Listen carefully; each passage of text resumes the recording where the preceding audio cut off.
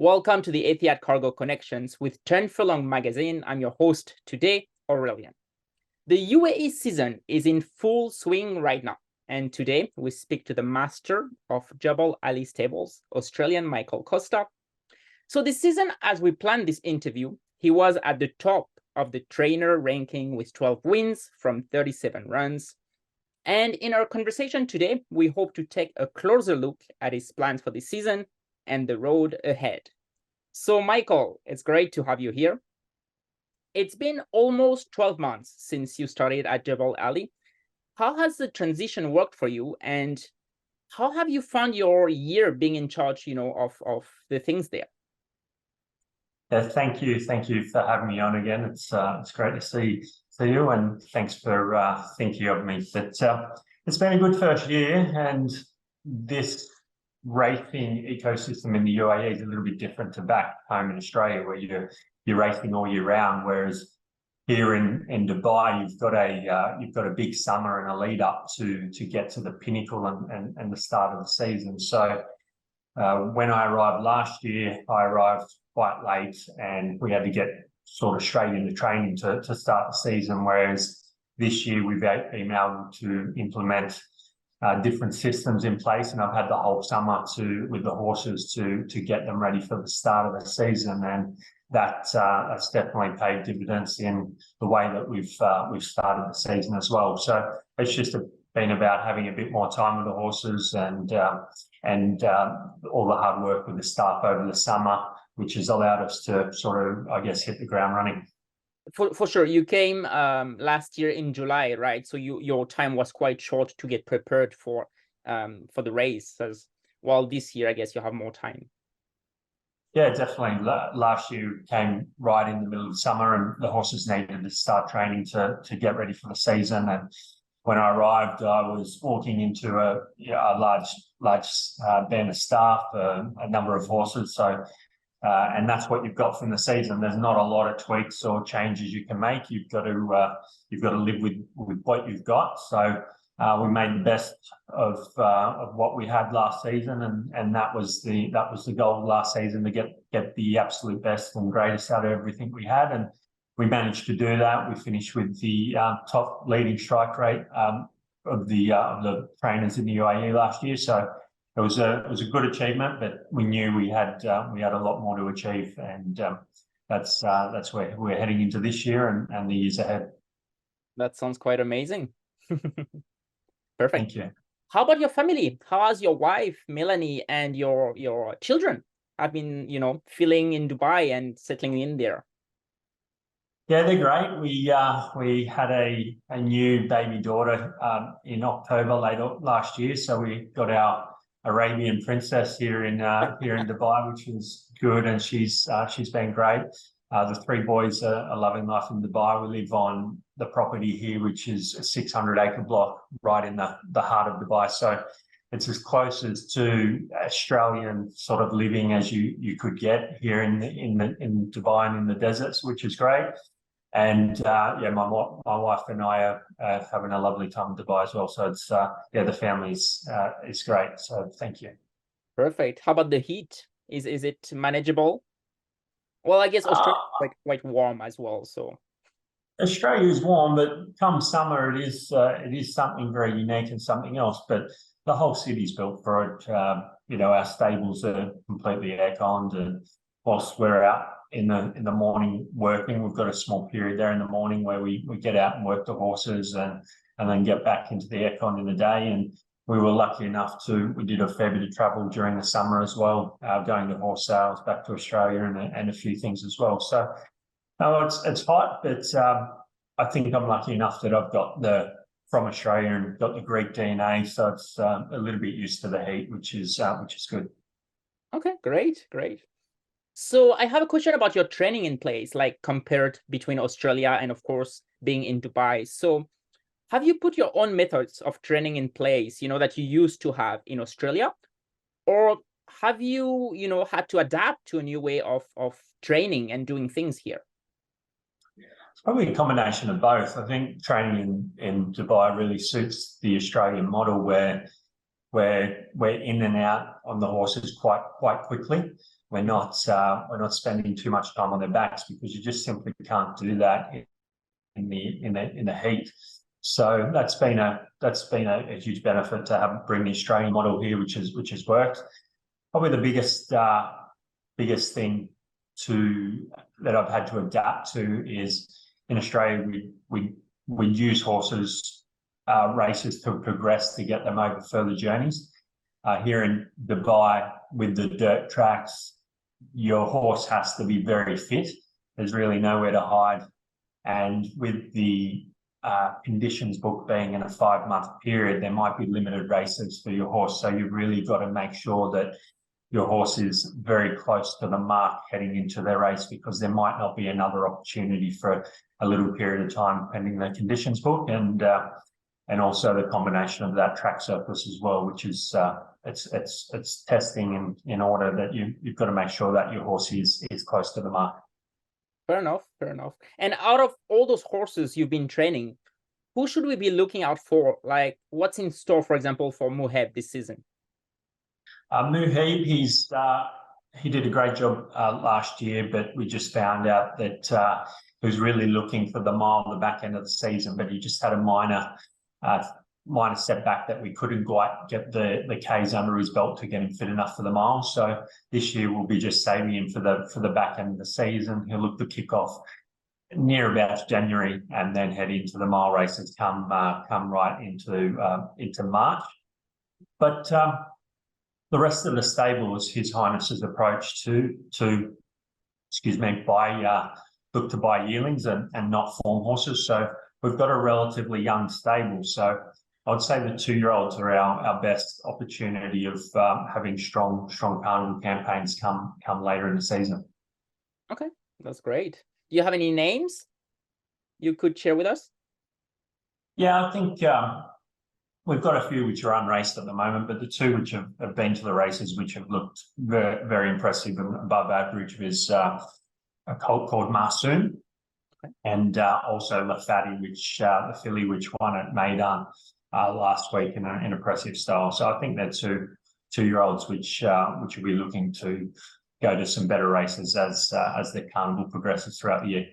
Excellent. And those one you mentioned, they are kind of newcomers, right? Acquired recently.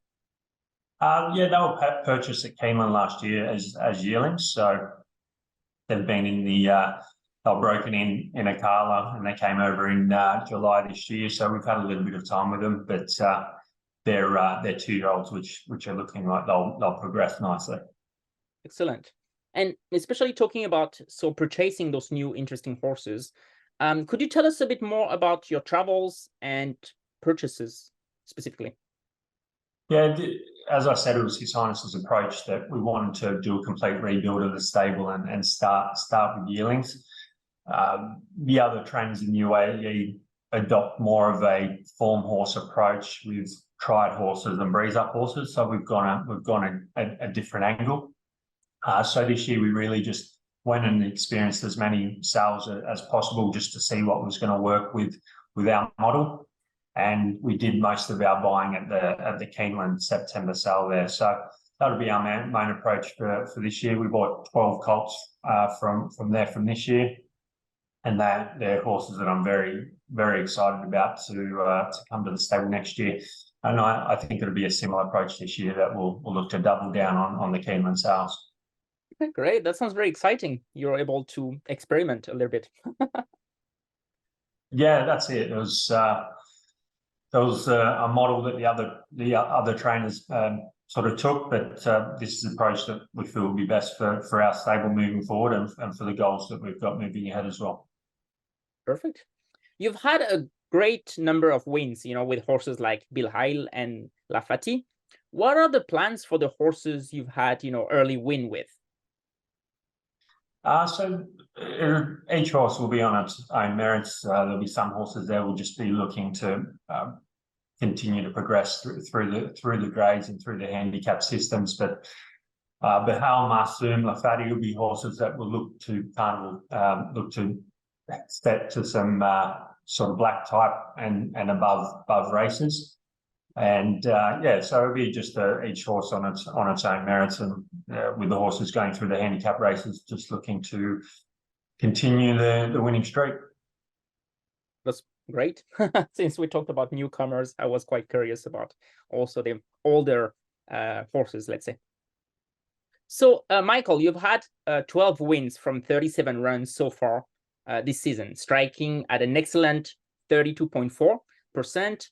You must be quite pleased with how everything is going, right? Yeah, it's been a great start to the season, and it's, you know, you, as a trainer, you never quite can unless everything wins. So there's always we're always, you know, letting it bubble and not getting carried away, staying even keeled, and always looking for the improvements and the 1%ers. So there's it's been a great start, but there's still a lot to achieve, and we'll just keep it simmering away and keep the winning streak going as well. Seems very humble. I see you very calm and very yeah. Great, very good. What does the next 12 months, you know, have in stores for yourself, for the team, and what are your goals really?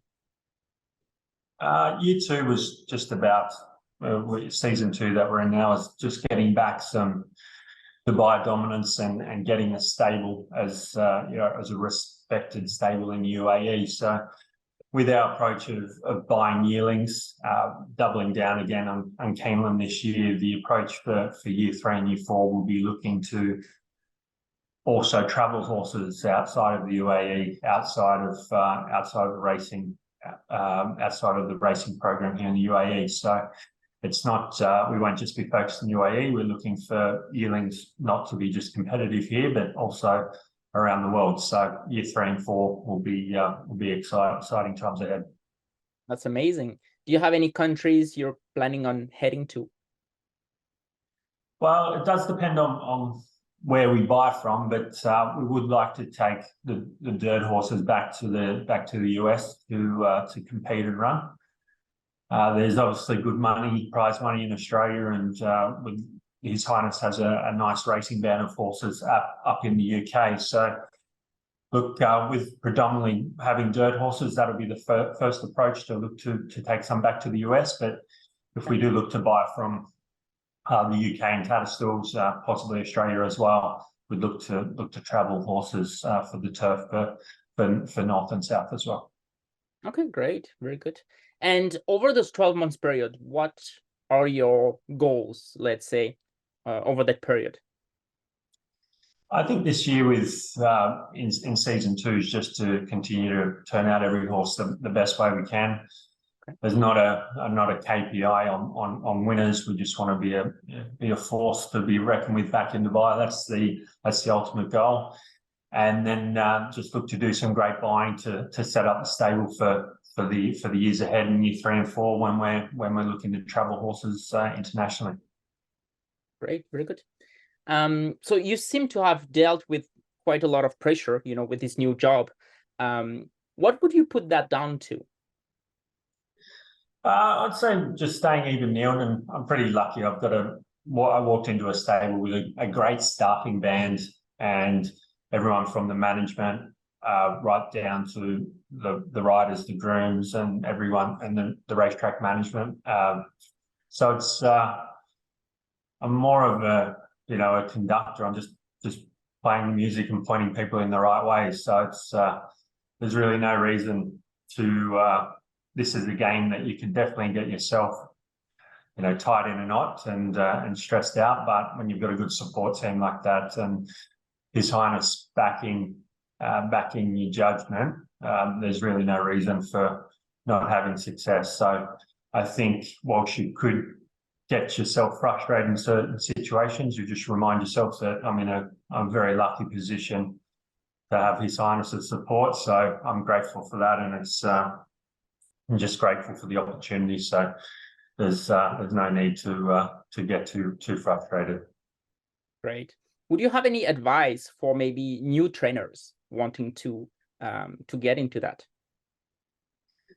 I think it's just doing the basics well, just treating every horse treat every horse as a Group 1 horse, and when you look at your horses, just try and get the greatest out of each horse. And if you're in the position where you've got owners and you're looking to build your owner database, then I'd just be looking to provide the best value you can. So whether that's in communications or buying the best horses you can, just finding the way to provide the greatest service. So I don't think you can. I think you can probably overcomplicate it as a fair bit, but if you just stick to providing the greatest service you can and looking to get the greatest out of your horse, that's probably the best advice I could give. Great, thank you for that. And finally, on to the last question. So when I was reading your story initially, I felt like I was reading a script almost from a Hollywood movie. So if your life was turned into a movie, Michael, who would you like to play you? Oh, geez, mate. I'm not sure anyone would take the role, but look, it'd have to be someone with a bit of Greek descent. So maybe someone like John Stamos. Okay. Sounds like a good choice. Great. Thank you so much, Michael, for joining us today. That's okay. Anytime, mate. Anytime. Excellent. Thank you.